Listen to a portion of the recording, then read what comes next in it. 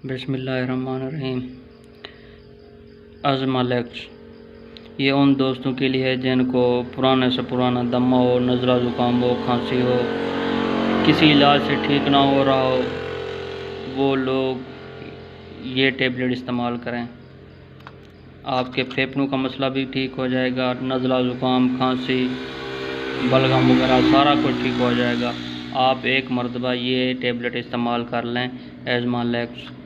ये टेबलेट बहुत ही रिज़ल्ट देती है। दमा, दमी, नज़ला ज़ुकाम, खांसी और बलगम का बआसानी अखराज करती है। जिन दोस्तों को पुराने से पुराना नज़ला ज़ुकाम हो, खांसी हो, दमा हो, बलगम नहीं आती, गले में फंस जाती है, ये वीडियो उन दोस्तों के लिए। आप एक मरतबा ज़रूर इस्तेमाल करें।